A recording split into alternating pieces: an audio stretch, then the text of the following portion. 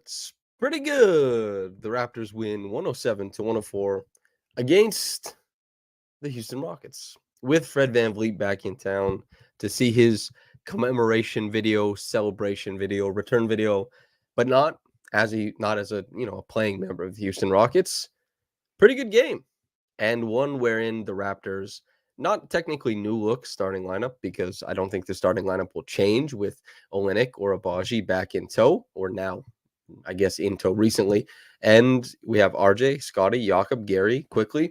They win their like 20 minutes of play by like 16 or 17 points. They're a huge plus over the course of the game. That's where most of the work was done. We get really impressive performances from IQ in the first half, especially. Really impressive performance across the whole game from Jakob. He's 16 points, 6 blocks, 3 steals, 3 assists, 13 boards. I mean, just a massive game holding down the front court. Jakob was the best player in this game. Between both teams, I thought he was tremendous. And especially like with Şengün minus 21, only played 21 minutes, 3 of 7 from the field. This is a far cry from what it was when they played last week. Like really, really different outcome in this game. One of the first possessions of the game last week was Şengün getting the ball on the low block, shifting Jakob out of his shoes with like the little half turn hesitation right to his left hand at the front of the rim. That wasn't the case in this game. And I think the Rockets definitely missed Fred. They were so clunky initiating offense in this game. They didn't really have anybody who could do it. Amen Thompson, I was really, really I've been, I don't know, extremely impressed with his game over the course of, his rookie season. And he was the guy I went to the court today most eager to like photograph and see how he moves and all that kind of stuff up close. And none of it disappointed, but he certainly isn't the player to kind of set up the offense and get everything going. Aaron Holiday was a plus 15. I think for that reason, the Rockets were really missing that type of guy, and he played 31 minutes in this game. They missed Fred, and the Raptors really took advantage of their lack of ability to get the ball to Şengün in good positions. I mean, there was one possession early in the first quarter. I think it took them 15 seconds to enter the ball to him in the post. That's bad. That's really, really bad. Nesta says Amen looks like he just floats when he jumps. There was this one play, I think it was in the second half, where Amen and Jalen Green both went up for the same rebound, and they could have like locked arms and just like floated off into the air like forever. But like when they got to the rim together, they both just and then grabbed the ball. And I think Amen came down with it. But yeah, some insane athletes on that Houston team. Even Jabari Smith Jr. for his size. Very unique mover. But yeah, the Raptors for their part. I mean, RJ 21 points on 12 shots. I know Scotty had the big assist number at 8. RJ very quietly had 7. And RJ, I think, created more layups in this game than Scotty did. Like Scotty, to his credit, there's like, some of those pick and roll passes to Jakob in like the short roll, or the high-low feeds to Jakob for like those 10, 12-foot shots where Jakob has great touch. He's able to put them in. There's some of those reads off of doubles where he's able to find Emmanuel quickly above the break for 3, or he's like live dribble surveying the court, a little push pass to the corner. Jonte hits a 3. It's fantastic. Really nice. But RJ coming downhill, he just made it so easy for guys, like getting downhill, getting all the way to the rim, getting the last point of defense to step up, then like a quick wrap pass. So it's not like a 10, 12-foot shot. It's a layup. It's not a 3-point shot. It's a layup, and wide open ones. So impressed with RJ today on offense. Like no frills, always punish the rim, bring it there. 8 of 12 from the field, 7 assists, only 2 turnovers, plus 8. He was just immense. Now, defense, that's where Scotty had a lot of trouble initiating the offense today. But defensively, I thought he was awesome. Jakob finishing with 3 steals and 6 blocks is obviously absurd. But the Raptors were able to lock down the Rockets' offense largely because of 2 guys. And that was Scotty and Jakob. Like, Quickly and Barrett and Gary, like they all obviously contribute. And Gary had like crazy 4 steals in the first quarter, if I remember correctly. His aggression on ball was really nice. And especially when you're looking at like Amen Thompson, Dylan Brooks, and like Jalen Green initiating offense, they're not so used to that level of responsibility, at least not, the winning version of it. And Gary's aggression really helped there. But Scotty and Jakob, I thought, covered so much ground, were so strong covering that ground, and were able to provide like a serious difference on the glass on the defensive end, and also just being like the A blocks between the two of them, insane. Really, really impressed. I think it was Ryan Woolstat who said, we're looking at one of the better 4 of 16 shooting games that we've seen. I think he said from any player. And Scotty finishing with like 13 points, 10 boards, 8 assists. It's a perfectly fine stat line, of course. 4 of 16 from the field is not something that we're going to see replicated from him very often. It's not great. It's just not good. 25% from the field is not good. But I think that Scotty, the nice thing was like he managed to impact the floor overall. And what it was a really tough game because, he had trouble like attacking downhill in this game. He had trouble attacking in isolations in this game. Both like Dylan Brooks, who is the widest shooting guard. He's just so thick and strong. He was great in isolation against Scotty. I thought he like really, really defended him well. And then also Jeff Green, I thought did a great job using, old man strength and like leveraging angles to put Scotty in difficult positions. He ends up going 4 for 16, but overall had like a lot of nice little playmaking situations, really pressed on the offensive glass late in game. And I think defensively was really good. Jacob Tarasov says Scotty's passing was amazing. I think I think there's been a lot of better Scotty passing games, especially since like a lot of the I know there's a few nice skip passes in this game, and then also like the one high low he gave to Jakob bricked the layup. But I think like Scotty, just by proxy of how difficulty a time he had getting into deep and dangerous spots as like a playmaker, I think that this wasn't one of my favorite Scotty playmaking games, to be honest with you. And I think like I've written the biggest pieces on Scotty's passing probably in the world for public consumption, where I look at every pass and talk about advantage assists and all that kind of stuff. This 8 assists is nice. This was not one of his better passing games, I don't think.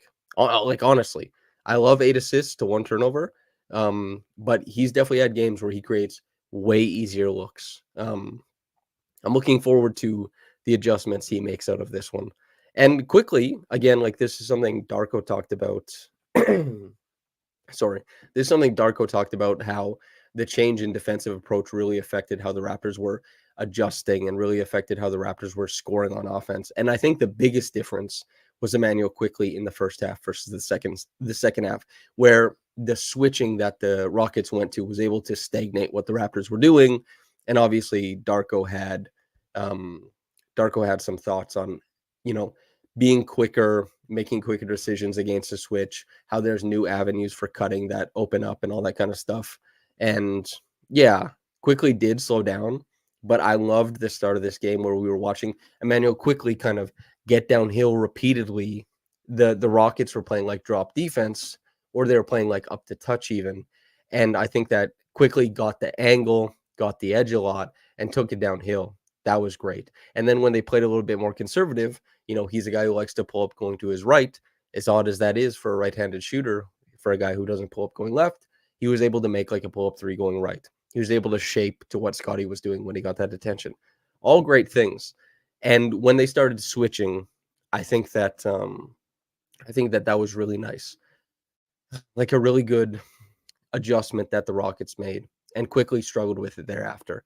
However, on the other end, to start this game, I thought that the Raptors did like a tremendous job, whether it was Scotty at the point of attack or quickly or Gary in like lock and trail. I thought that Jakob was awesome in drop.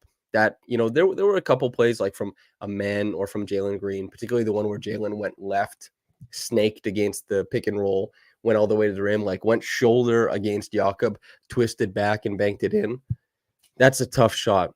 But you look at like the 3 for 11 he finished at, that's the telling sign to me for sure. And same thing with like Aaron Holiday, and same thing with like Jeff Green is like, it wasn't easy inside the arc. And I think that Jakob and Scotty did a fantastic job of combining to really protect the paint. And this is a Rockets team. They demolished the Raptors in the paint the last time they played. That's kind of what I like. That adjustment is really impressive. Talked to Jakob about it after the game. Talked about how nail help supports him as the guy at the bottom of the defense, how it's easier to manage drives and do that kind of stuff. Not something he talked about, but something, I don't know, my job as an analyst and an analyst is that when nail help comes, you force the pickup quicker. The earlier a ball handler picks up the ball, the easier the job is for the low side rim protector. Why? Because you can start tracking steps. And once a player has picked up their dribble, they have 2 steps and that's it. It's a lot more linear decision making. And when there's linear decision making, that means the defense gets to plan for something and then do all that kind of stuff. And Jakob, he planned, he succeeded on plans to the tune of 6 blocks and 3 steals. And I think a lot of that is because the Raptors were a lot more aggressive at the nail. I think that the Raptors were a lot more aggressive gapping and in driving lanes. And I think that Scotty really succeeds in that as well. And those two held down the front court unbelievably well. Really, really happy with how they played in this game, especially on that side of the floor. So yeah, that's what I think was really, really impressive on that side. Nesta says, did you get to reintroduce yourself to Kelly? Not yet. I was too busy taking pictures like before the game and then like during the press conference. I'm not gonna do it in a press conference setting. I'm gonna do it when like there's a one-on-one or whatever. So no, I haven't reintroduced myself. Yeah. Clarence De La Cruz says some good IQ screening for Barnes on the empty side. And then also Jacob Tarasov says, what should they have done versus switching?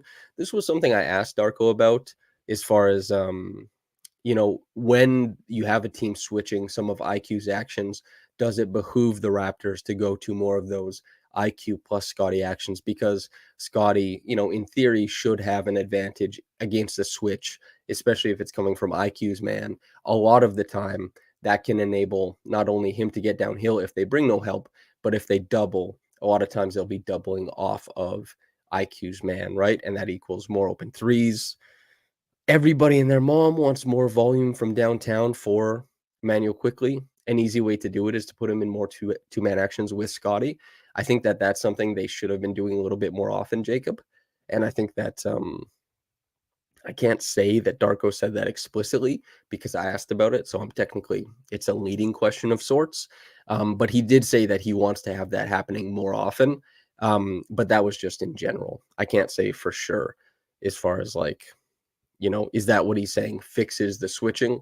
I posited that in my question. And he was like, yeah, we're looking to do that overall. So just a thought. I don't know if that's his answer specifically. Grady in this game cashes 2 triples. That was nice. I thought that Bruce Brown had one of his better games as a Raptor, but still, I didn't think it was that good. But also, it was difficult in this game. Like the starting lineup was where the Raptors hay in the sunshine or whatever the hell the term is. Everybody on the bench basically had trouble winning their minutes, and Scotty was anchored to the bench to try and help lift those lineups through those minutes, and they didn't win. Like there's a reason that IQ finishes this game like plus 21 and Scotty's -2. It's not necessarily because Scotty's -2. It's that Scotty was being asked to carry some of these difficult lineups. And tonight that didn't really work. And honestly, when you look at the other side of the floor and you see Aaron Holiday as that big plus 15, when the Rockets are kind of going to their second units or transitional units where they have more of that, that floor organizer who really helps some of their play finishers out on the court, whether it's like Jabari or Jeff Green, or whether it's like Jalen Green, Dylan Brooks, whoever the hell else needs to be scoring the basketball. Aaron, I think, really elevated that kind of stuff. And so on the one hand, the Rockets lineups got much better, and the Raptors struggled with those bench lineups. They didn't get as many stops, and obviously Jakob and Quickly, their pick and roll offense on the other side of the floor was such a big deal in that first half, getting out to that lead. And then that kind of evaporated because they couldn't go inherently to a lot of actions with Scotty plus bench. They still need to figure out what they want to do. And I think, truthfully, Kelly Olynyk simplifies a lot of that kind of stuff. If you have any questions about the in-between lineups and how difficult it looked like the Raptors had, they had a lot of difficulty scoring. I don't know about the defense. Kelly Olynyk probably isn't going to elevate that. He didn't label himself as a defender in the press conference to open. Jakob didn't label him as a defender when he was talking about what he's good at afterwards. And but offensively, he's going to simplify a lot of stuff for the transitional lineups. I think Kelly is a guy he'll get guys like Gary, Emmanuel, RJ, even like Wara, Abaji, Freeman Liberty, if he gets minutes in the second half of the season or like last third of the season, I think that all those guys will benefit greatly from playing next to Kelly Olynyk because he's super, super impressive on the offensive side of the ball.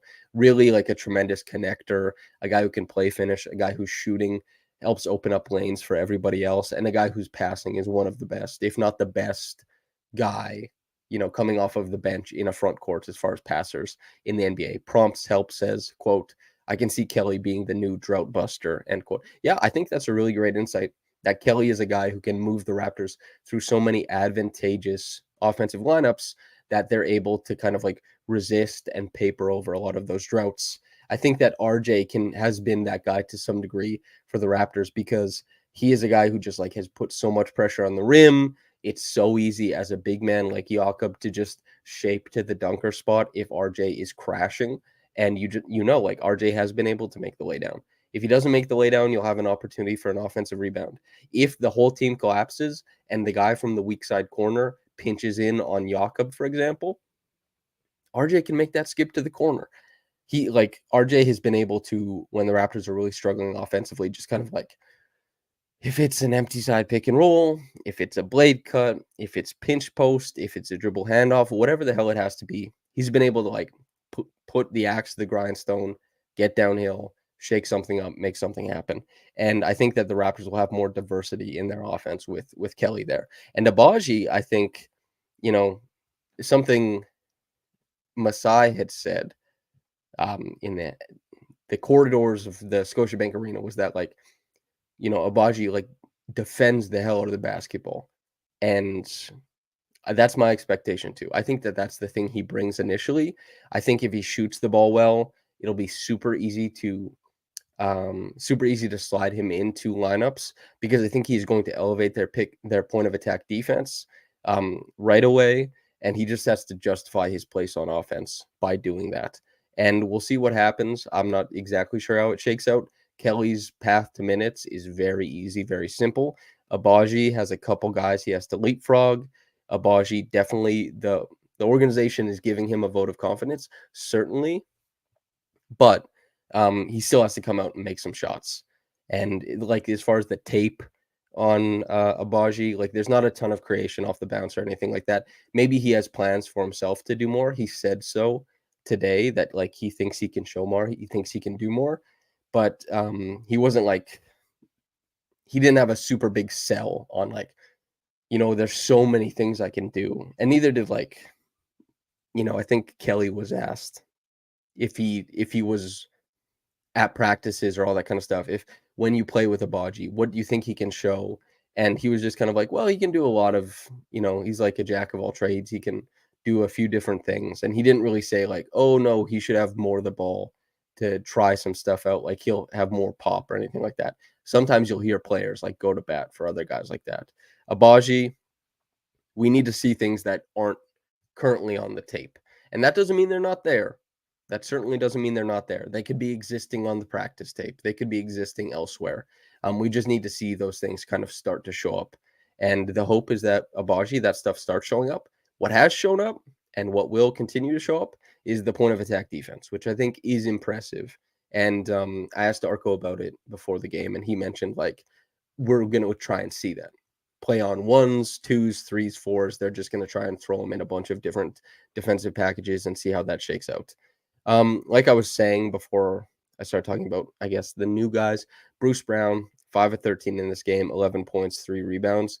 I know people for a while were like pretty impressed with Bruce's game. I still think it was pretty underwhelming. And just with the Raptors right now, I think that they're asking a lot of him. He is like a player who really a connector, a guy who is a conduit for stars to connect actions, to like reward when they get attention, all that kind of stuff. And we saw like the Raptors only scoring 107 in this game and in the half court getting bogged down a lot. It's not like Bruce Brown gets to like cut off of all this action and slip into the lane and make a bunch of stuff work. He's being asked to, like, from a flat spot in the offense, create in like these like second side actions. And I don't think that's really his biggest strong suit. I understand he's done it in the past, and he had a hot run, certainly running some actions with the Nuggets during the finals, including some pull-up threes and all that kind of stuff. But I think we're going to keep seeing inefficient games if he's asked to do this kind of stuff. And defensively, I don't know if he really brought it tonight either. So the Bruce Brown stuff needs to get better. Hopefully will get better. He's a very clever player. He has tremendous feel for the game. I think the Raptors just need to put him in a role that suits him a little bit better. Jacob Tarasov says maybe Bruce will pair well with Kelly. I certainly hope so, and I think he should be able to, especially some of the high-low stuff that Kelly's able to provide, all that kind of stuff. Coco says, as an aside, I really like when we know who is on the team and can focus on the basketball being played again. Yeah, and I think it was Jakob was asked about that after the game, and he had mentioned, like, yeah, that helps. He didn't make it sound like it was the end-all be-all or anything like that, but I imagine those are the kind of things from my perspective, because there's like the fan perspective, which is like all like reading the tea leaves mostly, and then there's my perspective where I get to go talk to the guys and I can ask around and do that kind of stuff. But not everyone is their full honest self with media, right? Obviously. So it's like a little bit more plus reading tea leaves, trying to get that kind of stuff. And it's really tough to find like a quote where a player says, yeah, we didn't know who was going to be on the team, so we weren't trying as hard defensively. But you look at, I think, you look at how many points in the paint the Rockets scored, which Fred helped with that, obviously, like just running the regular Van Vliet Şengün pick and roll is a huge boon for the Rockets. And he's also been very good at identifying how to get him the ball and the post entry stuff. But the difference in the defense against this Rockets team versus the one they played like last week was insane. That's just something like very, very obvious. And so you read the tea leaves and you say, it seems like the guys knowing where they are is meaningful to them. Shun Lao says, shouldn't they run more Chicago or Miami action stuff for Grady? He seems comfortable in that action. I would like to see a little bit more basketball dedicated towards Grady. He goes 2 for 5 tonight. And I think, even, you could do Miami, you could do Chicago coming out of the corners. Those are strong side actions. But I think he's also been quite good coming off of like double pins, an away stagger, that kind of stuff, where he can run into a pass. And, they put him in a very difficult one. They had him, they gave him a grenade DHO tonight, which to me is the biggest vote of confidence for a shooter ever. A grenade DHO is where you give someone a handoff heading into the corner. So there's not a lot you can do with the basketball because you're sprinting into the corner. That it means one thing, right? Like you're going to rise up and try and hit a jumper a la JJ Redick, or like, the championship winning Bucks ran a lot of grenade DHOs for Bryn Forbes because defenses typically don't want to respond to those that heavily because, that there's not a lot of advantages that come along with that play. The Nuggets also run grenade DHOs for Michael Porter Jr., for example. But yeah, Grady took that and missed it. But I would like Shun Lao says, should they be running more stuff in this game? Maybe in the in-between stuff, like Grady plays almost 20 minutes. That's enough for tonight, I think. He moved pretty well on some defensive stuff. He's going to get picked on, and the Raptors do have to like step over maybe a little bit more to help him in space than they would other guys. But he clearly has a good idea of how to shape to the ball, on both sides of the floor. So I would like maybe 2 or 3 more plays for Grady during the flow of the game. But yeah, maybe. But as far as like, is it a referendum? I don't think so. I do like what you say though, is I do like how Grady looks in those actions.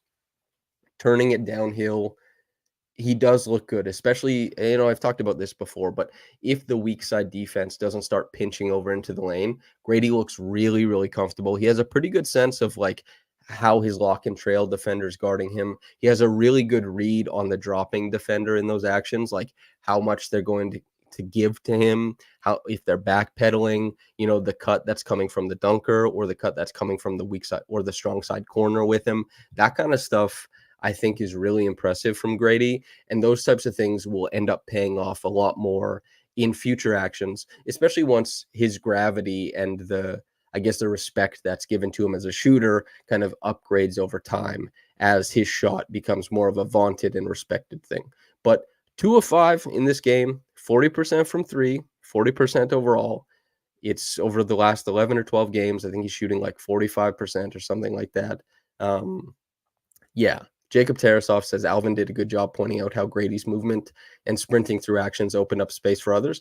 I'm glad. Obviously, I was at the arena, so I have no idea what they talked about or did on the broadcast. But I love when, whether it's Jack or Alvin, Paul Jones on the radio broadcast will talk about like he'll get into the types of offense that teams are running, and I really respect and appreciate that because people can learn from that.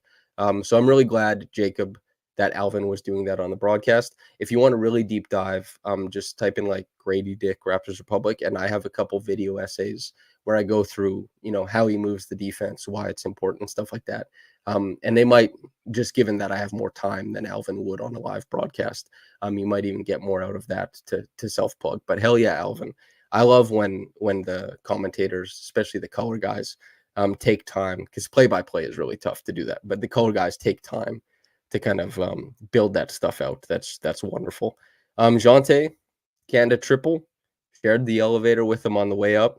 I think S and I were going, and so the players, they were going to get Jonte his own elevator.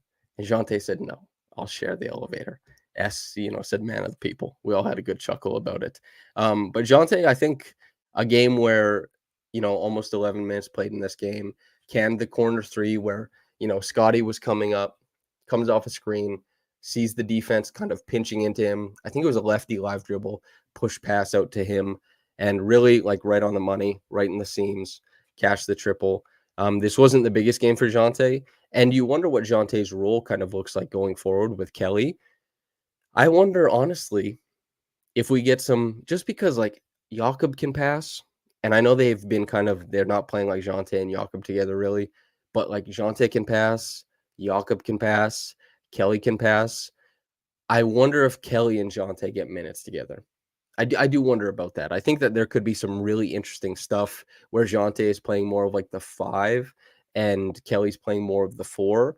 I don't look at Kelly as like strictly a 5. I know that helps simplify some of his defensive stuff, certainly, and it might be a little bit hairy to see Jonte and Kelly out there together. But I think offensively there could be some really, really intriguing stuff with the passing and the shooting.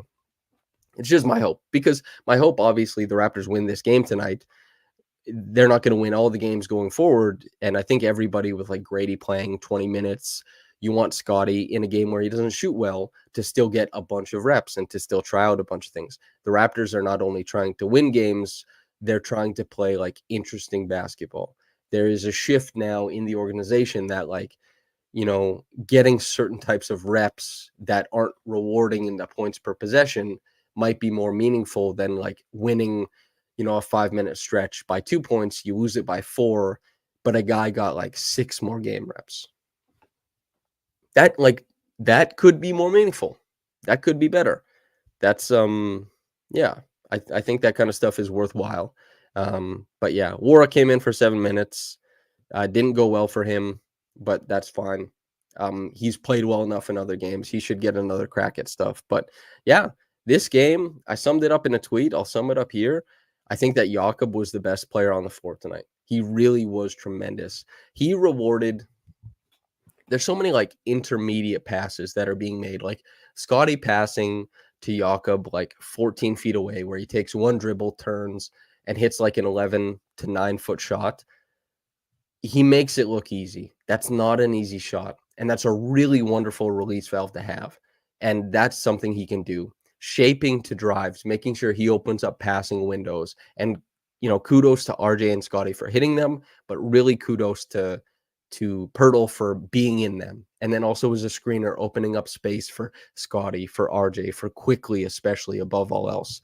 I think doing a fantastic job there. And then defensively, he was far and away the most impactful defender. He sealed off the paint. I thought he did a tremendous job in there. And evidenced by the stat line, 16 points, 13 rebounds, 5 of them offensive too, 3 assists, 3 steals, 6 blocks.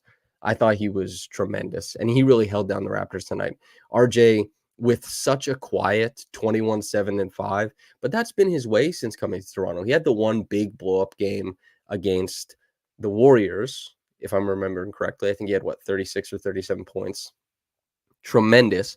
But everything else is basically just like between like 19 and 26 points, super efficient. Some games the assists are low with some good reads. Some games the assists are like 6 or 7, and that's awesome. And you're like, holy hell. But it seemed quiet at 21 and 7. And I know there's a lot of attention being paid to Scotty's 8 assists, but RJ in those 7 assists, some really, really easy looks, like just gifting guys wide open layups. Tremendous job of like collapsing the whole defense, getting into super dangerous spots. And what he provides to the offense right now, currently nobody else does. And like it's the same thing for Scotty. Nobody else provides on the Raptors what Scotty does. He's an all-star. Like he's an all-star. Nobody really provides Quickly's level of shooting, but like RJ, the driving, the rim pressure, he's the only guy on the team who can do it the way he's doing it. And tonight he was really, really impressive. Yeah, pretty good team performance. Obviously, they were like, what were they up, like 16 or 17? They gave it up in the first half. And then they were up 20 and they gave it up in the second half. And, you know, on press row, we were kind of making jokes like, is it going to be the Dillon Brooks like 4-point play to win it at the end? Because Dillon Brooks had himself a night. Like, he had 4 turnovers. He was super sloppy early on. He was forcing way too much on offense, but he settled into the game. He shoots 80% from 3. He was unbelievable on Scotty. Really strong game defending Scotty. Like really, really impressive. Dillon had himself a night back in Canada. He got a little video for being part of Team Canada. That was fun. Fred obviously got the big video, like his welcome back, Fred, and he seemed to enjoy that. That was good for him. And Scotty, he got that big like all-star video, and I thought it was the biggest applause I've heard for Scotty to introduce a game was when he got announced as an all-star for the home crowd and everybody was like hyping up. That was good, but in the introductions, your 2024 all-star, like Herbie Kuhn putting that in there, a little bit of spice on there. It was pretty great. Like Scotty got a lot of love in the audience, and you love to see that. Scotty is a guy who definitely he responds to that kind of stuff. That type of positivity being shown to him is meaningful to him. Like some guys shut that stuff off. Pascal famously like shut that stuff off with Toronto after the bubble and kind of like getting like heaps and heaps of like racist commentary for so long. And just like, you know, there was racist commentary, like crazy racist commentary, but there was also just like regular dehumanizing commentary. So Pascal eventually got to a place where he's like, the fandom stuff is fickle. I try not to focus on good or bad. But Scotty is a guy who's like, if it's good, like, yeah, hell yeah. So the fans like really gassing him up. I think that was awesome. He has such a fun response to the fans. He knows how to play it up. He leans into it. So getting the big thing there was really cool. Nesta says, speaking of Brooks, why did they give him a hype video in the fourth, not the time? Well, I think the Raptors were up by a lot. If that makes it seem any better, right? But they had a lot of videos to do today, honestly. That's probably why. So they put it in the fourth, I guess, because like they had to do Fred's, they had to do Scotty's, and they obviously didn't want to sandwich Fred's with Dillon's. They obviously didn't want to sandwich Scotty's with Dillon's because Fred is a big deal. He's coming back. Scotty is is an all-star. You don't want to sandwich that. And I understand that Nesta, like you're saying, he went off afterwards, hit 3 threes. I get it, but like it may be, I don't know if you asked Dillon, like, hey, did you hit the threes because they gave you like a tribute video for Team Canada? I don't know. But obviously that can't, like the game ops are like, it's going here. This is where it makes sense. And they're not like, oh, is he going to hit threes afterwards? It would be funny if he was like, yeah, they shouldn't have played that. They screwed up. Especially if like the Rockets came back and won or something. He's like, they made a mistake. You shouldn't have gave me praise in the middle of the game. You know, just doing leaning back like a little mob boss. That would be funny. But yeah, I think they were just like trying to fit it in as much as that makes sense. Yeah, that feels like close to a podcast. I know these usually go an hour. I know it's about 35 minutes, but I might leave you guys a little bit earlier than usual. The next podcast is tomorrow night, and hopefully we get a chance to talk about Ochai and Kelly. I'm really excited to see both of them play. I'll be quick after the game because Lewis is going to that one against the Cavs, I believe. And then after that, I think I'll be doing these live streams from Mexico. So provided like the internet's supposed to be good where I'm going. GPWW says I just smoked, shaking my head. Oh man, I'm sorry, brother or sister or NB, whatever it is. I didn't mean to harsh the vibe. Yeah. YG7 says pizza party coming soon. I hope so, man. I'll order some pizza. Yeah. GPWW says I was ready for that silky Samson voice. Thank you. I'm glad it's recognized as such. Richard Pilsky says use the Mexico filter.